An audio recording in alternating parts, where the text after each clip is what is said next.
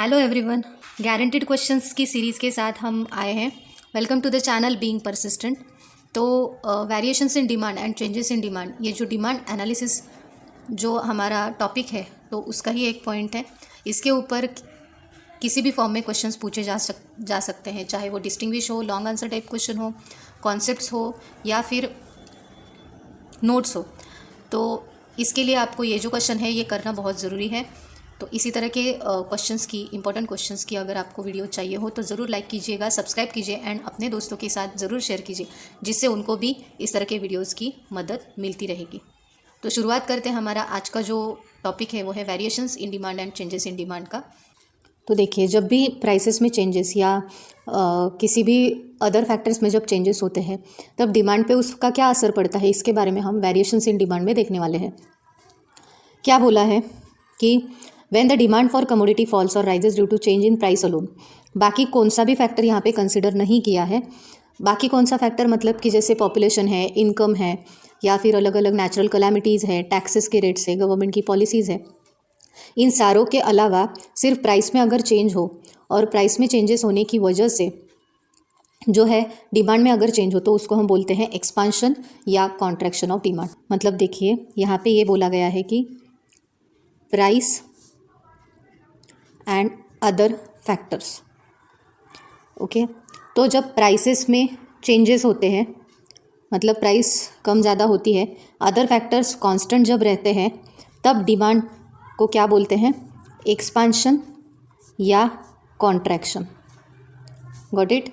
जब प्राइस में चेंजेस होते हैं बट अदर फैक्टर जो है वो कांस्टेंट रहते हैं, उसमें कोई भी चेंज नहीं हुआ है, तो उसको हम बोलते हैं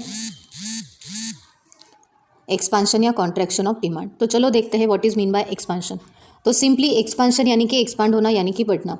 तो जब प्राइस क्या हो जाती है किसी भी वस्तु की, fall in price alone while other factors like taste, income, size of population remain unchange.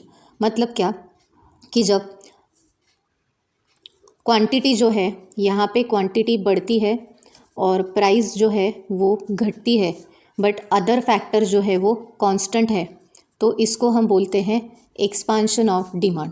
Clear. Quantity बढ़ी है मतलब डिमांड जो है वो बढ़ी है, प्राइस जो है वो कम हुई है और अदर फैक्टर जो है वो कांस्टेंट है, तो इसमें हम बोलेंगे कि एक्सपांशन ऑफ डिमांड। और ये जो कर्व है ये हमेशा, अगर मतलब कि देखो यहाँ पे प्राइस जो है वो कम हो रही है तो डिमांड जो है वो moves downward direction on same demand curve. इसका जो कर्व क्या रहेगा, वो रहेगा डाउनवर्ड, क्योंकि प्राइस जो है वो कम हो रही है और डिमांड जो है वो बढ़ रही है। तो हमारा नॉर्मल जो कर्व आता है किस तरह का, कि ये प्राइस है, प्राइस अगर इतनी बड़ी है तो डिमांड घटेगी, और प्राइस अगर घटी है तो डिमांड बढ़ेगी। क्लियर। तो ये अपोजिट रिलेशन यहाँ पे दिखाया है, बट एक्सपांशन यानी कि जो डिमांड है वो बढ़ेगी। तो देखिए, यहाँ पे डायग्राम भी दी गई है उन्होंने। हमेशा आपको जो वाई एक्सिस है वहाँ पे प्राइस दिखानी है, ये याद रखना। कभी कभी उल्टा हो जाता है, तो जो एक्स एक्सिस है वहाँ पे आपको क्वांटिटी दिखानी है। उसके बाद देखते हैं कि डायग्राम में क्या दिखाया गया है। डी यानी कि डिमांड कर्व, डिमांड का जो स्लोप है वो दिया है। P1 एंड P मतलब क्या, प्राइस जो है वो फॉल्स हुई है, ऐसा उन्होंने दिखाया है, Q एंड Q3 मतलब इसकी वजह से क्वांटिटी बढ़ी है, ये दिखाया है। तो ये आपको याद रखना है ज़रूर। और डायग्राम में सारे जो डायग्राम्स है तो उसके नाम भी आपको प्रॉपरली लिखने हैं। अभी इस डायग्राम का एक्सप्लेनेशन किया है कैसे, कि जो स्लोप है वो डाउनवर्ड है, उसके बाद D demand curve downward movement है, ऐसा बोला गया है। कहाँ से कहाँ तक आपका एक्सपांशन हुआ है डिमांड का, वो भी आपको बताना है यहाँ पे। नेक्स्ट चलते हैं कॉन्ट्रैक्शन। कॉन्ट्रैक्शन यानी कि घटना। तो फिर जब प्राइस बढ़ेगी तो क्वांटिटी कम होगी एंड अदर फैक्टर्स जो है वो कांस्टेंट रहेंगे, तो उसको हम क्या बोलेंगे, कॉन्ट्रैक्शन ऑफ डिमांड। क्यों? क्योंकि यहाँ पे क्वांटिटी जो है वो प्रोडक्ट की कम हो गई है। तो एकदम उल्टा डायग्राम यहाँ पे आएगा कि जैसे अपवर्ड स्लोप रहेगा। क्यों? क्योंकि यहाँ पे प्राइस बढ़ी है, ओके, और डिमांड जो है वो घटी है, कम हो गई है। तो इस तरह से आप डायग्राम निकाल सकते हो। क्या बोला गया है कि contraction of demand refers to a fall in demand due to rise in price alone. अकेली प्राइस में जब चेंजेस होते हैं, मतलब जब प्राइस बढ़ती है तब डिमांड जब कम होती है तो उसको हम बोलते हैं कॉन्ट्रैक्शन ऑफ डिमांड। बाकी के जो फैक्टर्स है जैसे इनकम, कंज्यूमर का इनकम, पॉपुलेशन की साइज़, ये जो सारे फैक्टर्स है वो अनचेंज रहने चाहिए, तभी हम बोल सकते हैं कि there is contraction of demand. Okay, next demand curve moves in upward direction on same demand curve. उसके बाद है कि जो कॉन्ट्रैक्शन ऑफ डिमांड है तो उसका डायग्राम भी सेम हमने जो एक्सपांशन का देखा था वैसे ही है, सिर्फ यहाँ पे फ़र्क ये है कि डिक्रीज़ दिखाना है आपको और प्राइस में इंक्रीज़ दिखाना है, और उसकी वजह से जो क्वांटिटी में डिक्रीज़ हुआ है वो दिखाना है, एंड कर्व जो है वो अपवर्ड दिखाना है।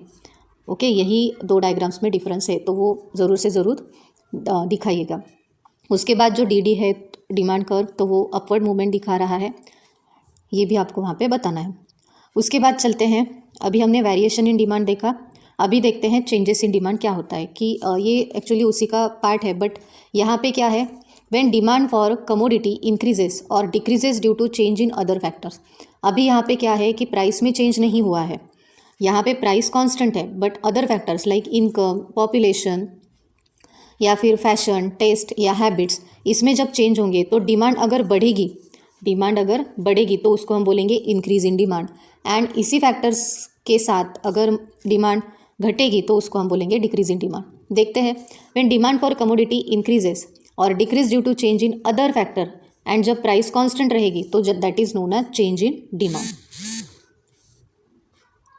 दो टाइप से इसके increase in demand. What is mean by increase in demand? It refers to increase in quantity demanded due to favorable changes in other factors like taste, income, climate condition and price remains constant। जैसे मैंने बताया पहले, इसमें क्या था variations में कि वहाँ पे प्राइस जो है वो घटती थी या बढ़ती थी, एंड अदर फैक्टर्स कांस्टेंट थे, इसलिए वहाँ पे एक्सपांशन एंड कॉन्ट्रैक्शन था। बट चेंज इन डिमांड में क्या है, प्राइस कांस्टेंट है एंड अदर फैक्टर्स में चेंजेस होने की वजह से डिमांड इंक्रीज या डिक्रीज हो सकती है। तो डिमांड कर्व जो है यहाँ पे राइट हैंड साइड की तरफ बढ़ता है, जिससे आपको चेंज मतलब इंक्रीज दिखाना होगा। Side of original demand curve, this can be explain with the help of figure. तो देखिए यहाँ पे increase in demand y axis है, प्राइस दिखाई है, एक्स एक्सिस पे क्वांटिटी डिमांडेड है, सेम है। बट जो एक्सपांशन की डायग्राम थी तो बच्चों को ये होता है, कन्फ्यूजन होता है कि चेंजेस इन डिमांड में वो क्या करते हैं, एक्सपांशन ऑफ डिमांड की डायग्राम निकालते हैं, जहाँ पे कर्व जो है वो डाउनवर्ड है, वो वाली डायग्राम निकालते हैं। और जो वेरिएशन इन डिमांड है तो उसमें एक्सपांशन की डायग्राम दिखाते हैं, ये वाली दिखा के। ओके, तो ये कन्फ्यूजन नहीं करना है यहाँ पे, ये बहुत गलती हो सकती है। तो ये ध्यान में रखना है कि चेंज होना यानी कि इंक्रीज़ या डिक्रीज़ होना, और वो इंक्रीज़ या डिक्रीज़ अदर फैक्टर्स की वजह से होता है, ना कि प्राइस यहाँ पे कांस्टेंट रहती है। ओके, तो ये जो डायग्राम है वो कैसी रहेगी, तो डी जो है वो इंक्रीज़ हो रहा है, मतलब Q से Q1 तक ये इंक्रीज़ हो रहा है, यानी कि डिमांड जो है वो बढ़ रही है, एंड ये जो प्राइस है वो एक ही जगह पे फिक्स है, मतलब कि ये कांस्टेंट है। आई होप आपको ये पता चल गया होगा। तो डी कर्व के बारे में आपको यहाँ पे एक्सप्लेनेशन देना है। ओके, चलते हैं डिक्रीज इन डिमांड की तरफ। तो इसके एकदम उल्टा, यानी कि it refers to decrease in quantity demanded due to, मतलब इंक्रीज डिमांड में कब होता है, जब फेवरेबल चेंजेस होते हैं, फेवरेबल यानी कि पॉजिटिव चेंजेस होते हैं तो ही डिमांड बढ़ती है। बट डिक्रीज कब होती है कि अनफेवरेबल चेंजेस, यानी कि अगर इनकम कम हुआ कस्टमर का, क्लाइमेटिक कंडीशन बहुत वर्स्ट है, या फिर टेस्ट जो है या हैबिट जो है वो चेंज हो गए हैं, तो इसकी वजह से डिमांड में क्या होगा, कमी आएगी। जैसे कि कॉफ़ी, तो यहाँ पे कस्टमर को लग रहा है कि नहीं, मैं अभी कॉफ़ी पीना बंद कर देता हूँ, यानी कि क्या अनफेवरेबल चेंज है ना। तो उस सप्लायर को, जो कॉफ़ी कस्टमर जिसके पास से ले रहा था, तो उसके यहाँ तो डिमांड उसकी कम हो गई क्योंकि इसने अपनी कॉफ़ी बंद कर दी। या फिर इनकम अगर उस कस्टमर का घटा है या फिर कम हुआ है तो क्या होगा, डिमांड पे असर पड़ेगा, यानी कि इनकम में जो चेंज हुआ है वो कैसा है, अनफेवरेबल है। क्लाइमेटिक कंडीशन जैसे कि पैंडमिक, कोरोना जैसी सिचुएशन, तो वो क्या है कि उसकी वजह से ऑब्वियसली इनकम पे इफेक्ट पड़ता है कस्टमर के, और उसकी वजह से प्रोडक्ट की डिमांड भी कम होती है। तो अनफेवरेबल चेंजेस की वजह से डिमांड डिक्रीज हो सकती है, बट प्राइस जो है वो उसकी कांस्टेंट ही रहती है, प्राइस में चेंजेस नहीं होते हैं। तो डिमांड कर्व एकदम अपोजिट कि उल्टा जाता है, मतलब डिक्रीज यानी कि क्या, लेफ्ट हैंड साइड पे वो डिक्रीज दिखाना है आपको। बाकी वाई एक्सिस पे प्राइस कांस्टेंट दिखानी है, एक्स एक्सिस पे क्वांटिटी दिखानी है जो कि घट रही है, एंड डिमांड कर्व जो है वो डिक्रीज आपको दिखाना होगा। ओके, तो आई होप आपको जो वेरिएशंस इन डिमांड है एंड चेंजेस इन डिमांड है उसके बारे में कन्फ्यूजन जो है वो दूर हो चुका होगा, क्योंकि ये बहुत इंपॉर्टेंट कंसेप्ट है। इसके ऊपर 4 मार्क्स का या फिर 8 मार्क्स का क्वेश्चन पूछा जा सकता है, या फिर डिस्टिंग्विश भी पूछा जा सकता है। तो आपको ये ध्यान रखना है, कहीं पे भी ये सवाल अगर पूछा जाए तो आपको ध्यान से आंसर लिखना है। अगर आपको वीडियो क्लियर नहीं हुआ तो फिर से देखिए, आपको ज़रूर समझ में आ जाएगा और कॉन्सेप्ट जो है वो क्लियर हो जाएगी। सो इसी के साथ आज का वीडियो यहीं पे ख़त्म हुआ। तो चैनल के साथ जुड़े रहिए। Thank you so much for watching. Have a nice day.